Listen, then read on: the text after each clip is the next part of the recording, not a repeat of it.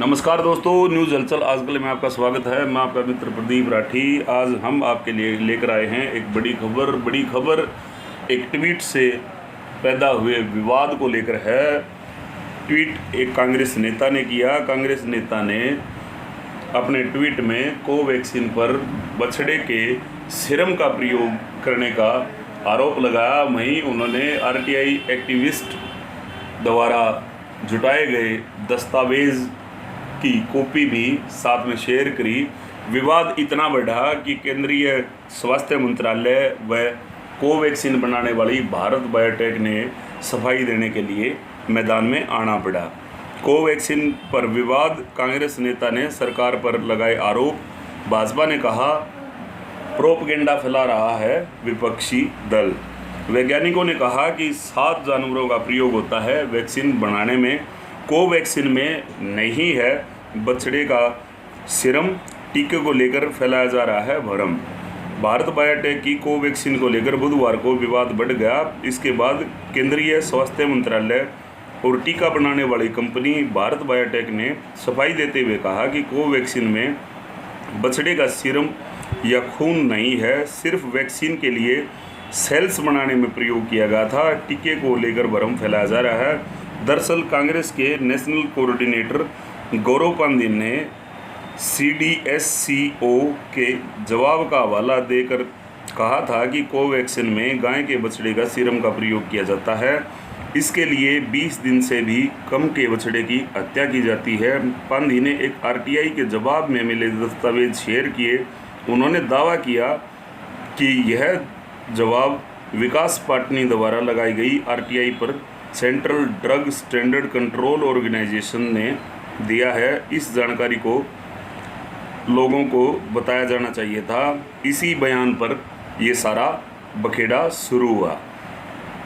इसके जवाब में भाजपा प्रवक्ता संबित पात्रा ने कहा कि कांग्रेस लोगों को भ्रमित कर रही है। कांग्रेस के आरोप प्रोपगेंडा हैं। पूरी दुनिया कोविड से लड़ रही है, लेकिन कांग्रेस वैक्सीन ड्राइव को लेकर भ्रम फैला रही है। कांग्रेस ने महापाप किया है। कोवैक्सीन में गाय के बछड़े का खून होने की बात कांग्रेस कर रही है, जो कि सरासर गलत है। इस बारे में हम आपको बता दें कि विशेषज्ञ क्या कहते हैं। वायरोलॉजिस्ट का कहना है कि वैक्सीन बनाने की प्रक्रिया में बछड़े के ब्लड की सीरम का इस्तेमाल होना कोई नई बात नहीं है।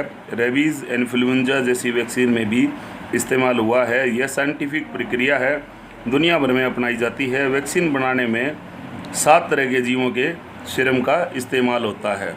अब हम बताते हैं इस पर किसने क्या प्रतिक्रिया की। केंद्रीय स्वास्थ्य मंत्रालय ने कहा कि तथ्यों को तोड़ मरोड़ कर पेश किया जा रहा है। नवजात बछड़े का सीरम वीरो सेल्स की संख्या बढ़ाने में होता है। वीरो सेल्स को बढ़ाने के लिए दुनिया भर में यह प्रक्रिया अपनाई जाती है।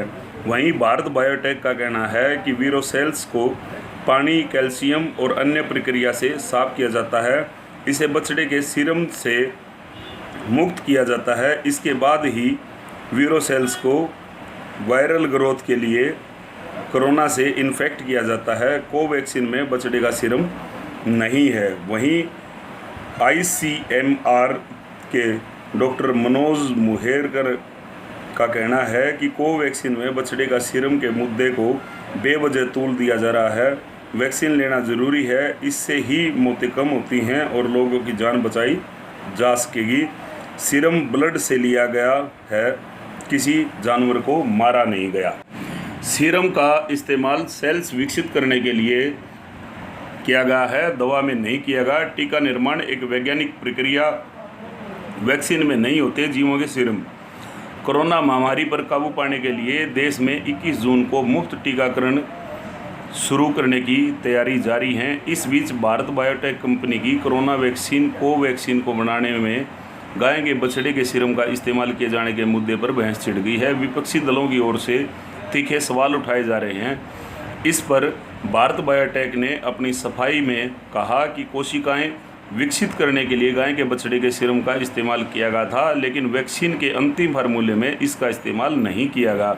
विकास पाटिल ने सूचना के अधिकार के तहत central drug standard control organisation से यह जानकारी हासिल की। इसको लेकर सब जगह इतना बखेड़ा खड़ा हो गया कि सरकार और भारत बायोटेक दोनों को सफाई देनी पड़ी। मामले ने तूल पकड़ा तो कांग्रेस के नेशनल कोऑर्डिनेटर गौरव पांधी के ट्वीट से उन्होंने आरटीआई के जवाब में मिले दस्तावेज शेयर किए। हालांकि विशेषज्ञों का कहना है कि इसमें कुछ भी नया नहीं है, यह तकनीक पिछले 60 साल से इस्तेमाल हो रही है।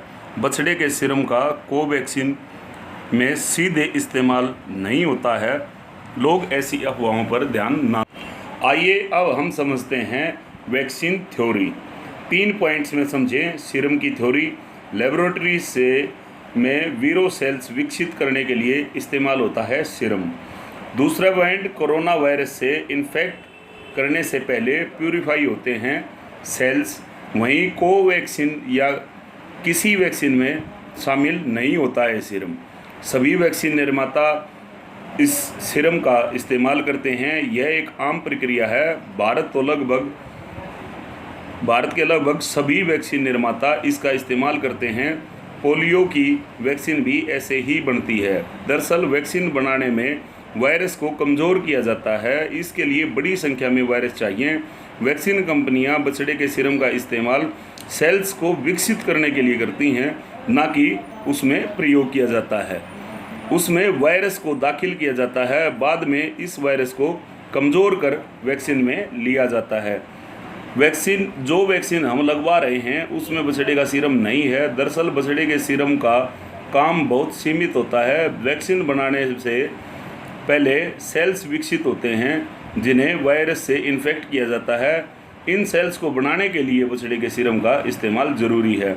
जब सेल्स विकसित हो जाते हैं तो उन्हें प्यूरिफाई करते हैं। इस दौरान सेल्स एक रासायनिक प्रक्रिया से गुजरते हैं और इसके बाद उनमें बछड़े के सीरम का अंश रहने की कोई संभावना नहीं रहती। भारत बायोटेक के अनुसार इस वजह से अंतिम प्रोजेक्ट यानी वैक्सीन में बछड़े के सीरम नहीं रह जाता।